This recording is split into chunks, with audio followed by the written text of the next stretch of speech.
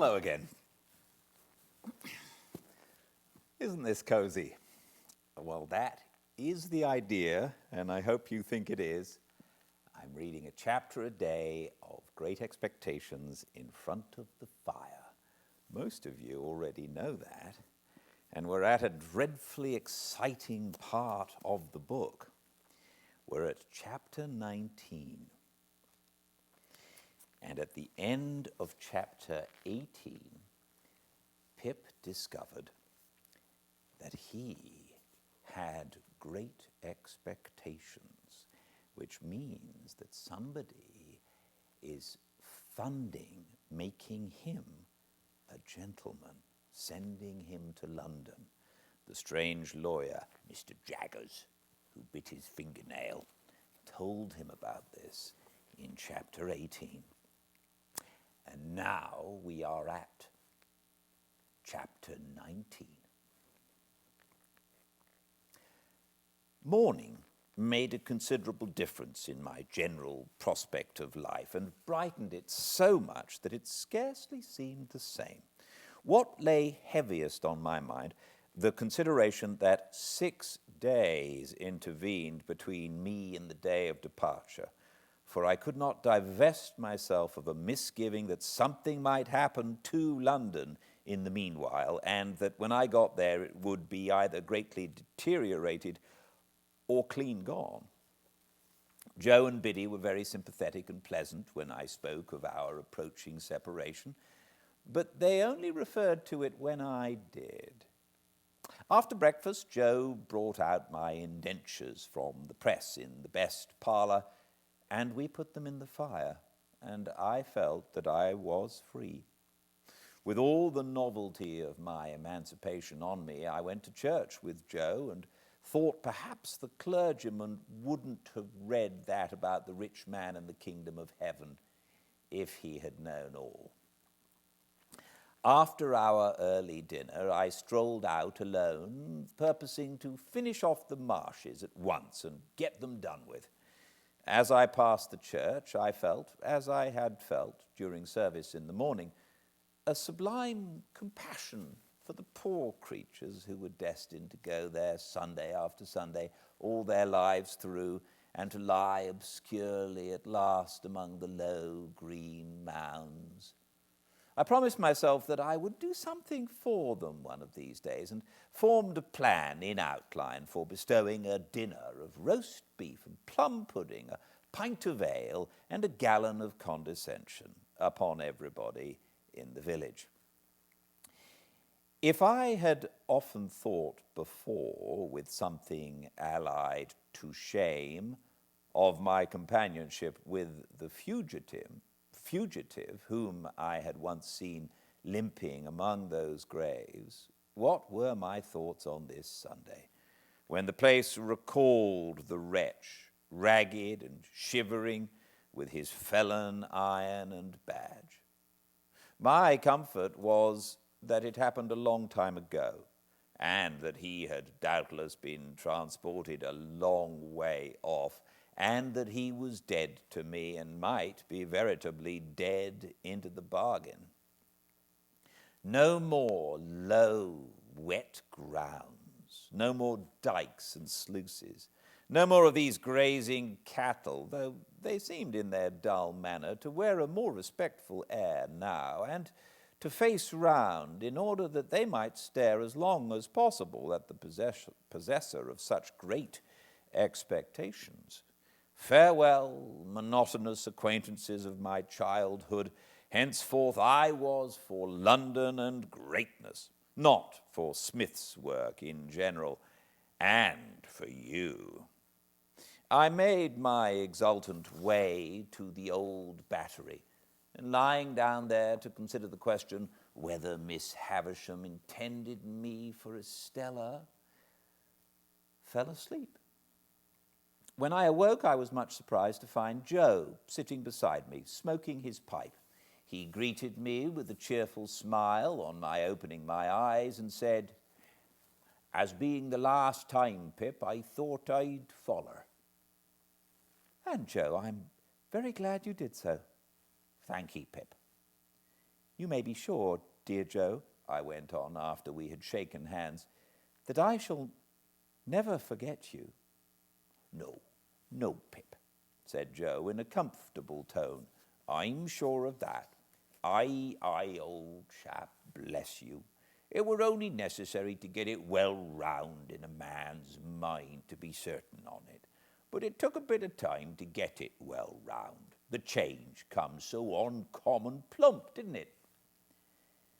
Somehow I was not best pleased with Joe's being so mightily secure of me. I should have liked him to have betrayed emotion, or to have said, "It does you credit, Pip," or something of that sort. Therefore I made no remark on Joe's first head, merely saying as to his second that the tidings had indeed come suddenly, but that I had always wanted to be a gentleman, and had often and often speculated on what I would do if I were one. "Have you, though?" said Joe. "Astonishing." "It's a pity now, Joe," said I, "that you did not get on a little more when we had our lessons here, isn't it?" "Well, I don't know," returned Joe. "I'm so awful dull.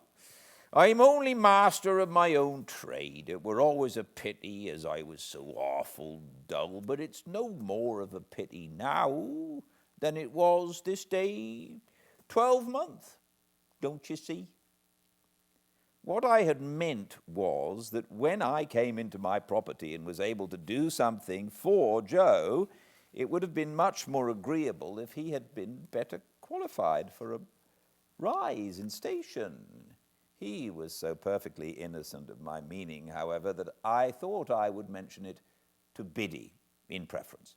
So when we had walked home and had had tea, I took Biddy into our little garden by the side of the lane, and after throwing out in a general way for the elevation of her spirits that I should never forget her, said I had a favour to ask of her. "And it is, Biddy, that," said I, "that you will not omit any opportunity of helping Joe on a little." "How helping him on?" asked Biddy with a steady sort of glance. "Well, Joe is a dear good fellow. In fact, I think he is the dearest fellow that ever lived. But he is rather backward in some things. For instance, Biddy, in his learning and his manners." Although I was looking at Biddy as I spoke, and although she opened her eyes very wide when I had spoken, she did not look at me. "Oh, his manners. Won't his manners do, then?" asked Biddy, plucking a black-currant leaf. "My dear Biddy, they do very well. Here?" "Oh, they do very well here," interrupted Biddy, looking closely at the leaf in her hand. "Hear me out. But if I were to remove Joe into a higher sphere, as I shall hope to remove him when I fully come into my property, they would hardly do him justice." "And don't you think he knows that?" asked Biddy. It was such a very provoking question, for it had never in the most distant manner occurred to me, that I said snappishly, "Biddy, what do you mean?" Biddy, having rubbed the leaf to pieces between her hands, and the smell of a blackcurrant bush has ever since recalled to me that evening in the little garden by the side of the lane, said, "Have you never considered that he may be proud?" "Proud?" I repeated, with disdainful emphasis. "Oh, there are many kinds of pride," said Biddy, looking full at me and shaking her head. "Pride is not all of one kind." "Well, what are you stopping for?" said I. "Not all of one kind," resumed Biddy. He may be too proud to let anyone take him out of a place that he is competent to fill, and fills well and with respect. To tell you the truth, I think he is, though it sounds bold in me to say so, for you must know him far better than I do. Now, Biddy, said I am very sorry to see this in you. I did not expect to see this in you. You are envious, Biddy, and grudging. You are dissatisfied on account of my rise in fortune, and you can't help showing it. If you have the heart to think so, returned Biddy, say so. Say so over and over again, if you have the heart to think so. If you have the heart to be so. You mean, Biddy, said I in a virtuous and superior tone, don't put it off upon me. I am very sorry to see it, and it's a bad side of human nature. I did intend to ask you to use any little opportunity you might have after I was gone of improving dear Joe, but after this I asked for nothing. I'm extremely sorry to see this in you, Biddy, I repeated. It's a bad side of human nature. Whether you scold me or approve of me, returned poor Biddy, you may equally depend upon my trying to do all that lies in my power here at all times. And whatever opinion you take away of me shall make no difference in my remembrance of you. Yet a gentleman should not be unjust neither, said Biddy, turning away her head. I again warmly repeated that it was a bad side of human nature, in which sentiment, waiving its application, I have since seen reason to think I was right, and I walked down the little path away from Biddy, and Biddy went into the house, and I went out at the garden gate and took a dejected stroll until supper time, again feeling it very sorrowful and strange that this, the second night of my bright fortunes, should be as lonely and strange. Sorry, I messed up there. The second night of my bright fortunes should be as lonely and unsatisfactory as the first. But morning once more brightened my view, and I extended my clemency to Biddy, and we dropped the subject. Putting on the best clothes I had, I went into town as early as I could hope to find the shops open, and presented myself before Mr. Trabb, the tailor, who was having his breakfast in the parlour behind his shop, and who did not think it worth his while to come out to me, but called me in to him. "Well," said Mr. Trabb in a hail-fellow, well-met kind of way, "how are you, and what can I do for you?" Mr. Trabb had sliced his hot roll into 3 feather beds, and was slipping butter in between the blankets and covering it up. He was a prosperous old bachelor, and his open window looked into a prosperous little garden and orchard, and there was a prosperous iron safe let into the wall at the side of his fireplace, and I did not doubt that heaps of his prosperity were put away in it in bags. "Mr. Trabb," said I, "it's an unpleasant thing to have to mention, because it looks like boasting, but I have come into a handsome property." A change passed over Mr. Trabb. He forgot the butter in bed, got up from the bedside and wiped his fingers on the tablecloth, exclaiming, "Lord, bless my soul! I am going to my guardian in London," said I, casually drawing some guineas out of my pocket and looking at them, "and I want a fashionable suit of clothes to go in.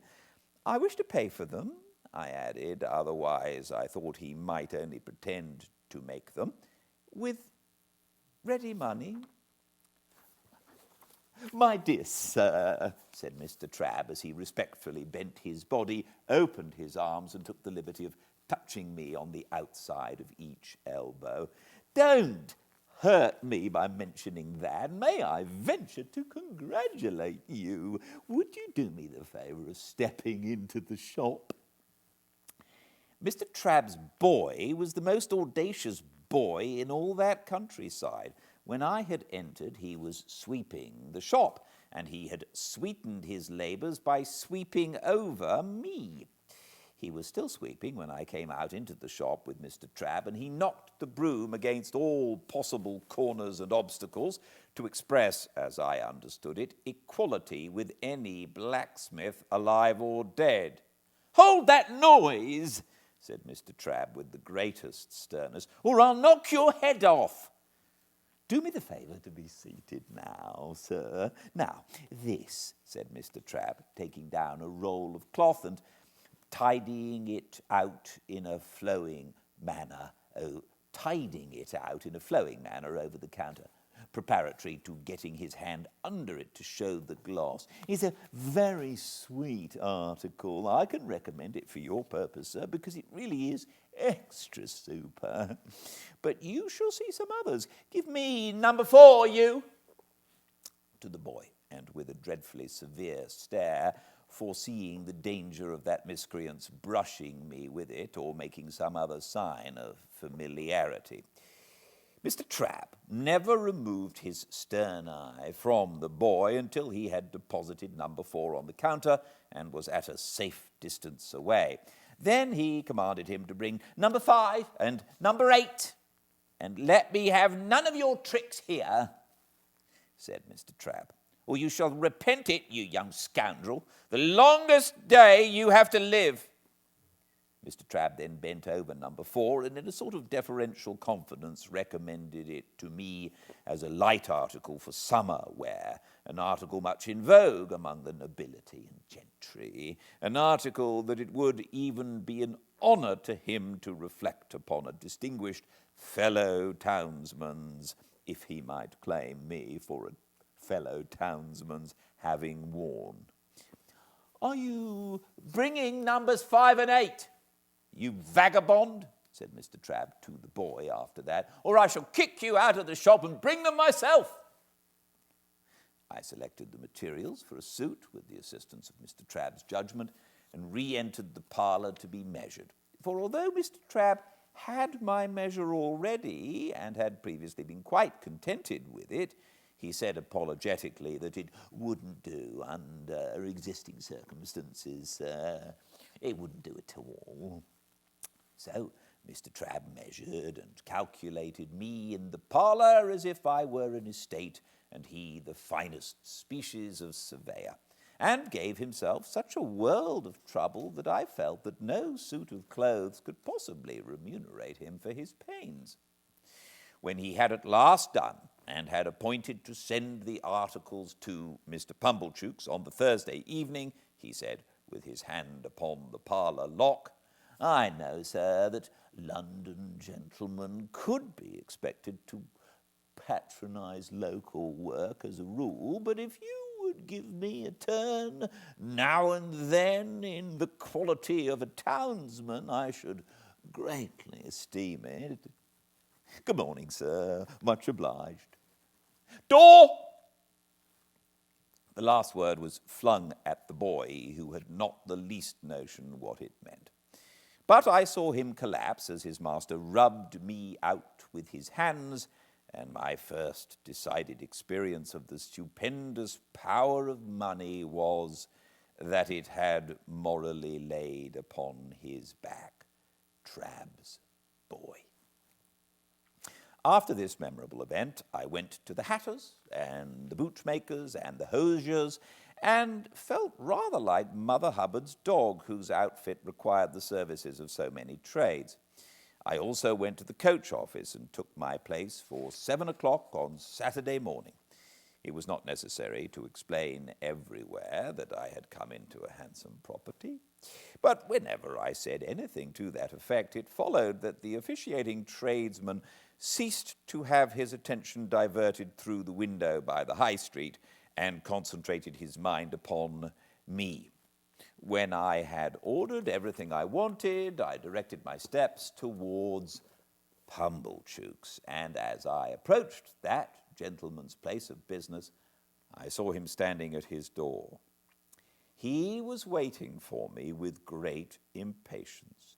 He had been out early with the chaise cart and had called at the forge and heard the news.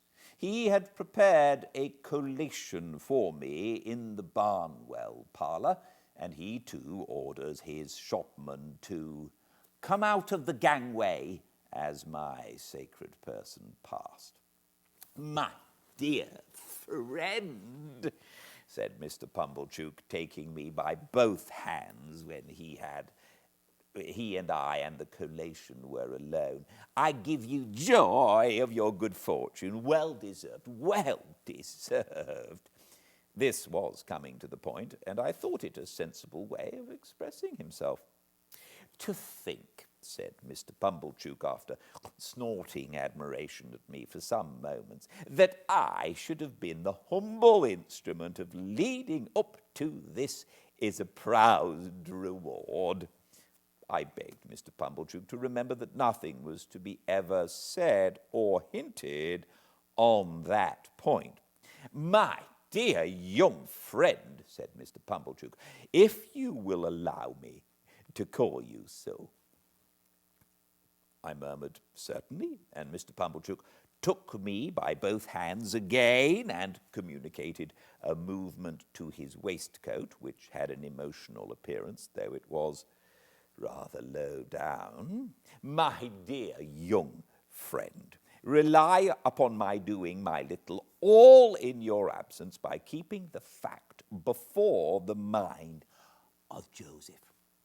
"Joseph," said Mr. Pumblechook in the way of a compassionate adjuration. "Joseph, Joseph."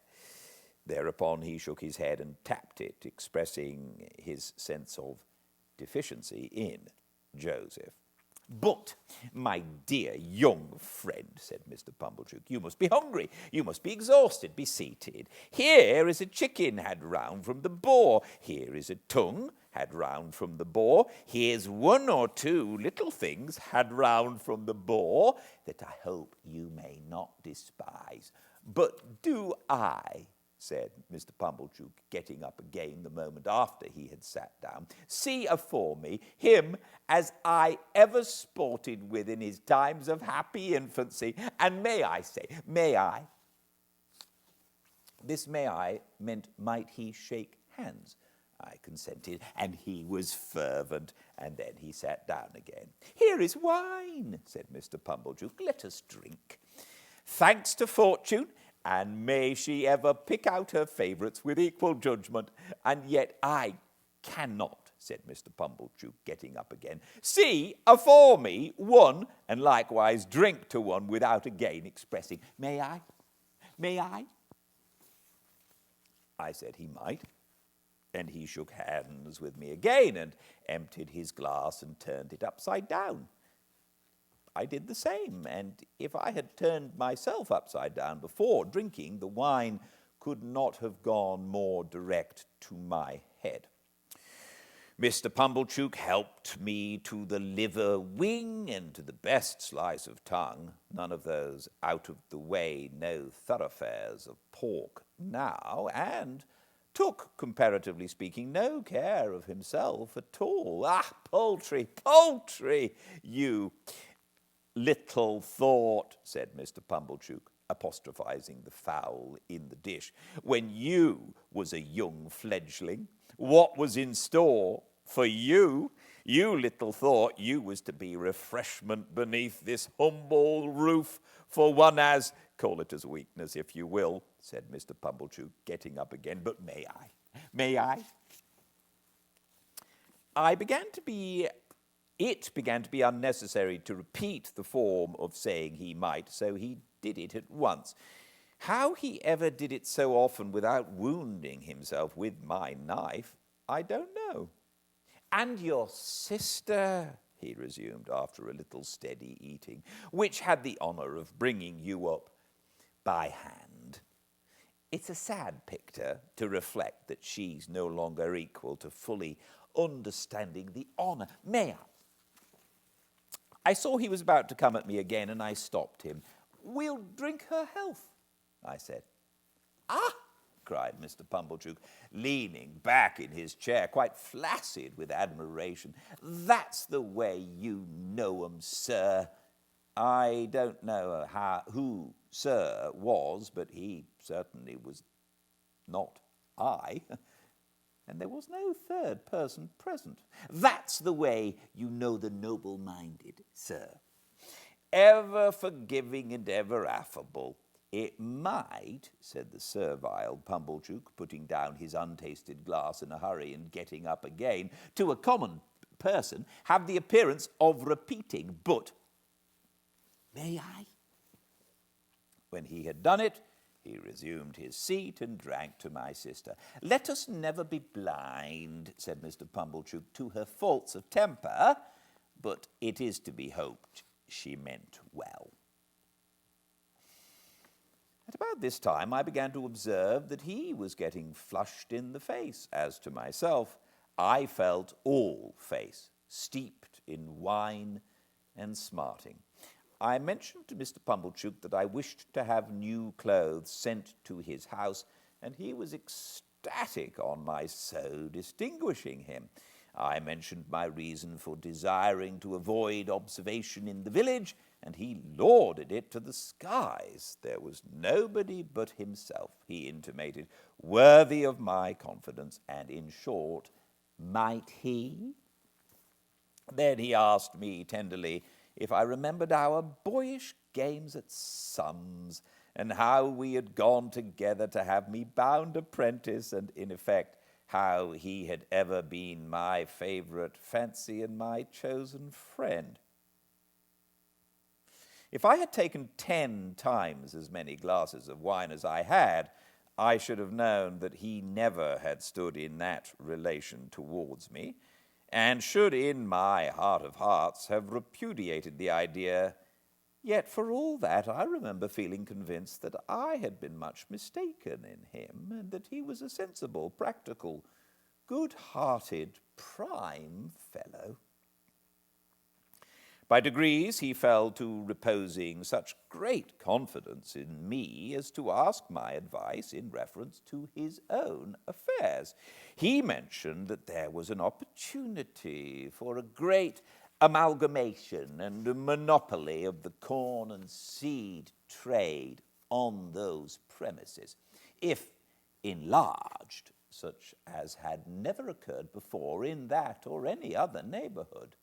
What alone was wanting in the realization of a vast fortune he considered to be more capital. Those were the two little words, more capital. Now, it appeared to him, Pumblechook, that if that capital were got into the business through a sleeping partner, sir, which sleeping partner would have nothing to do but walk in by self or deputy whenever he pleased and examine the books and walk in twice a year and take his profits away in his pocket to the tune of 50%, it appeared to him that that might be worthy of his attention. But what did I think? He had great confidence in my opinion. And what did I think? I gave it as my opinion. Wait a bit! The united vastness and distinctness of this view so struck him that he no longer asked if he might shake hands with me, but said he really must, and did.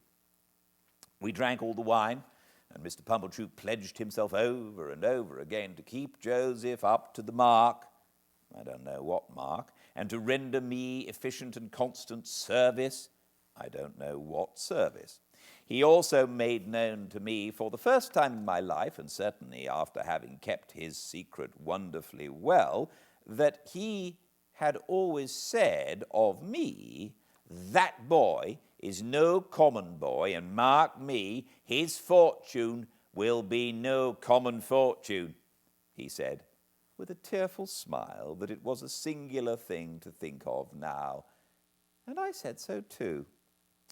Finally, I went out into the air with a dim perception that there was something unwonted in the conduct of the sunshine, and found that I had slumberously got to the turnpike without having taken any account of the road. There I was roused by Mr. Pumblechook's hailing me. He was a long way down the sunny street and was making expressive gestures for me to stop. I stopped, and he came up breathless. "No, my dear friend," said he, when he had recovered wind for speech. "Not if I can help it. This occasion shall not entirely pass without that affability on your part. May I, as an old friend and well-wisher? May I?" We shook hands for the 100th time at least, and he ordered a young carter out of my way, with the greatest indignation. Then he blessed me and stood waving his hand to me until I had passed the crook in the road, and then I turned into a field and had a long nap under a hedge before I pursued my way home. I had scant luggage to take with me to London, for little of the little I possessed was adapted to my new station. But I began packing that same afternoon, and wildly packed up things that I knew I should want next morning, in a fiction that there was not a moment to be lost.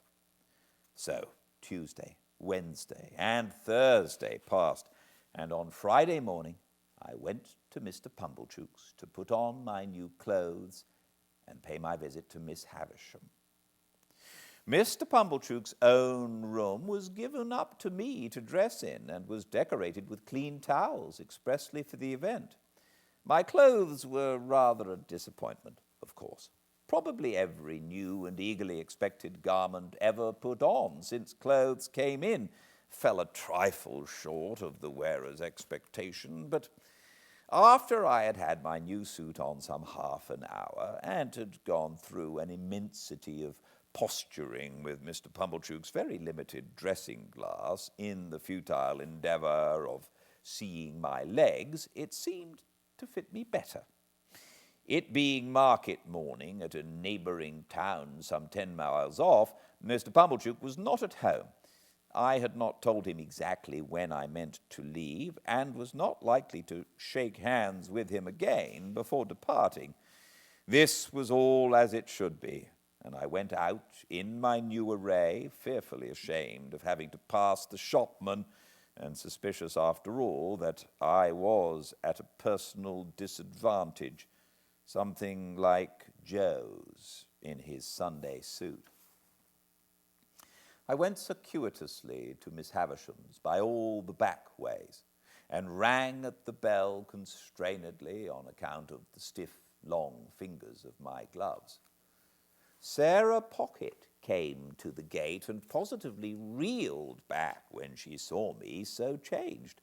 Her walnut-shell countenance likewise turned from brown to green and yellow. "You," said she, "you, good gracious, what do you want?" "I am going to London, Miss Pocket," said I, "and I want to say good-bye to Miss Havisham."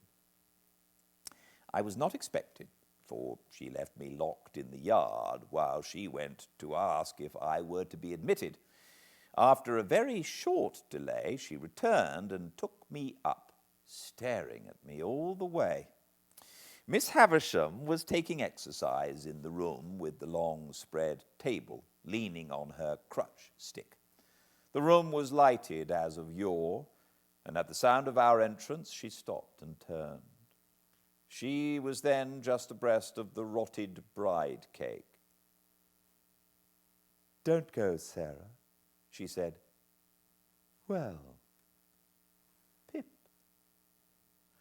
"I start for London, Miss Havisham, tomorrow." I was exceedingly careful what I said, "and I thought you would kindly not mind my taking leave of you." "This is a gay figure, Pip," said she, making her crutch stick play round me as if she the fairy godmother who had changed me were bestowing the finishing gift. "I have come into such good fortune since I last saw you, Miss Havisham," I murmured, "and I am so grateful for it, Miss Havisham." Aye," said she, looking at the discomfited and envious Sarah with delight.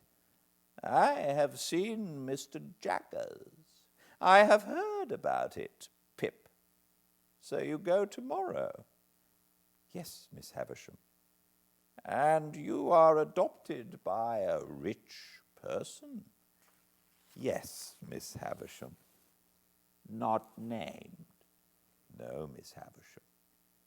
"And Mr. Jaggers is made your guardian?" "Yes, Miss Havisham." She quite gloated in these questions and answers, so keen was her enjoyment of Sarah Pocket's jealous dismay. "Well," she went on, "you have a promising career before you. Be good, deserve it, and abide by Mr. Jaggers's instructions." She looked at me and looked at Sarah, and Sarah's countenance wrung out of her watchful face a cruel smile. "Goodbye, Pip. You will always keep the name of Pip, you know." "Yes, Miss Havisham." "Goodbye, Pip." She stretched out her hand, and I went down on my knee and put it to my lips. I had not considered how I should take leave of her. It came naturally to me at the moment to do this. She looked at Sarah Pocket with triumph in her weird eyes, and so I left my fairy godmother, with both her hands on her crutch stick, standing in the midst of the dimly lighted room beside the rotten bride cake that was hidden in cobwebs.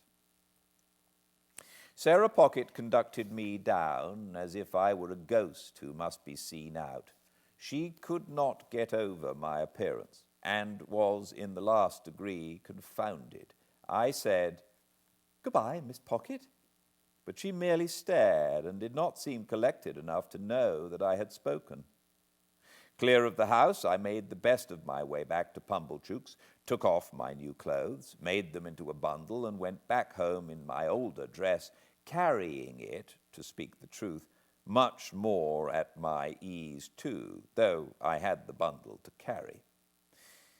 And now those 6 days, which were to have run out so slowly, had run out fast and were gone, and tomorrow looked me in the face more steadily than I could look at it. As the 6 evenings had dwindled away to 5, to 4, to 3, to 2, I had become more and more appreciative of the society of Joe and Biddy. On this last evening, I dressed myself out in my new clothes for their delight, and sat in my splendor until bedtime. We had a hot supper on the occasion, graced by the inevitable roast fowl, and we had some flip to finish with. We were all very low, and none the higher for pretending to be in spirits. I was to leave our village at 5 in the morning, carrying my little hand portmanteau, and I had told Joe that I wished to walk away all alone. I am afraid, sore afraid, that the purpose originated in my sense of the contrast there would be between me and Joe if we went to the coach together. I had pretended with myself that there was nothing of this taint in the arrangement, but when I went up to my little room on this last night, I felt compelled to admit that it might be so, and had an impulse upon me to go down again and entreat Joe to walk with me in the morning. I did not. All night there were coaches in my broken dream, going to wrong places instead of to London, and having in the traces now dogs, now cats, now pigs, now men, never horses. Fantastic failures of journeys occupied me until the day dawned and the birds were singing. Then I got up and partly dressed, and sat at the window to take a last look out. And in taking it, fell asleep. Biddy was astir so early to get my breakfast that although I did not sleep at the window an hour, I smelt the smoke of the kitchen fire when I started up with a terrible idea that it must be late in the afternoon. But long after that, and long after I had heard the clinking of the teacups and was quite ready, I wanted the resolution to go downstairs. After all, I remained up there repeatedly unlocking and unstrapping my small portmanteau, and locking and strapping it up again until Biddy called to me that I was late. It was a hurried breakfast with no taste in it. I got up from the meal saying with a sort of briskness, as if it had only just occurred to me, "Well, I suppose I must be off." And then I kissed my sister, who was laughing and nodding and shaking in her usual chair, and kissed Biddy and threw my arms around Joe's neck. Then I took up my little portmanteau and walked out. The last I saw of them was when I presently heard a scuffle behind me, and looking back, saw Joe throwing an old shoe after me, and Biddy throwing another old shoe. I stopped then to wave my hat, and dear old Joe waved his strong right arm above his head, crying huskily, "Hurrah!" And Biddy put her apron to her face. I walked away at a good pace, thinking it was easier to go than I had supposed it would be, and reflecting that it would never have done to have had an old shoe thrown after the coach in sight of all the High Street. I whistled and made nothing of going. But the village was very peaceful and quiet, and the light mists were solemnly rising, as if to show me the world. And I had been so innocent and little there, and all beyond was so unknown and great, that in a moment, with a strong heave and sob, I broke into tears.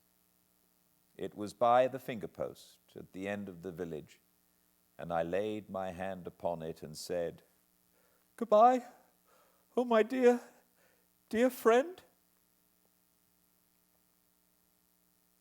Heaven knows we need never be ashamed of our tears, for they are rain upon the blinding dust of earth, overlying our hard hearts. I was better after I had cried than before, more sorry, more aware of my own ingratitude, more gentle. If I had cried before, I should have had Joe with me then.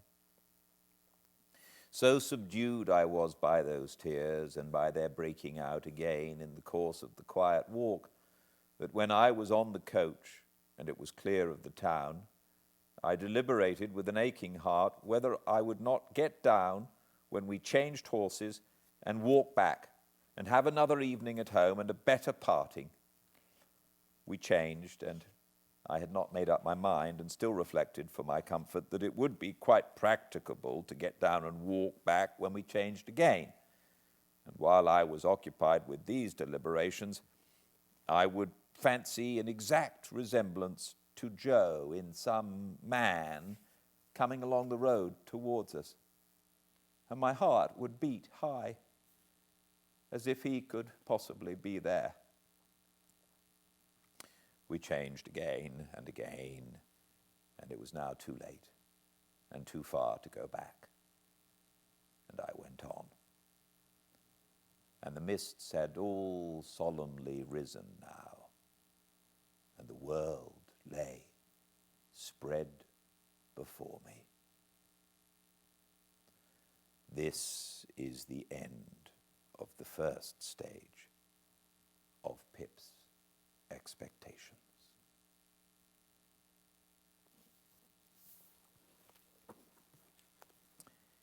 Thank you so much for joining me. I hope this helps while we're all stuck at home. Please join me here tomorrow for the next chapter in London of A Fireside Reading of Great Expectations by Charles Dickens. And in the meantime,